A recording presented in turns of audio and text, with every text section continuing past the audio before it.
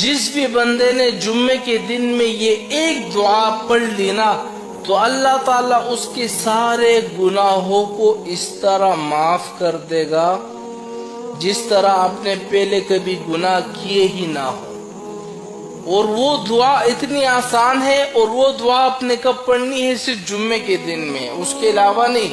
جس شخص نے جمعے کے دن میں اس دعا کو پڑھا ہے نا، اللہ تعالیٰ، نبی کریم صلی اللہ علیہ وسلم فرماتے ہیں کہ تمہارے گناہ آسمانوں کے برابر ہو، سمندر کے پانی کے قطروں کے برابر تمہارے گناہ ہو، اللہ تعالیٰ سارے گناہوں کو ایسا معاف کر دے گا جیسے تم ماں کے پیٹ سے ایک بچہ پیدا ہوتا ہے نا، اور کتنا پاک ہوتا ہے، اس نے اپنی زندگی میں کبھی گناہ نہیں کیے ہوتے، کتنا پاک ہوتا ہے، جنتی ہوتا ہے بچہ، اس طرح تم اس بچے کی طرح پاک شفاف ہو جاؤ گے۔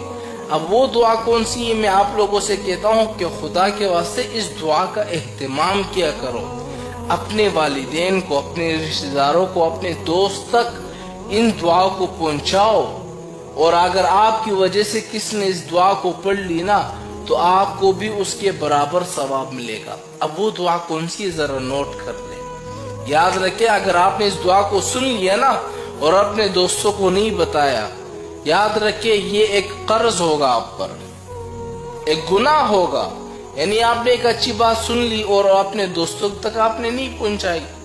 اب وہ دعا کون سی ہے؟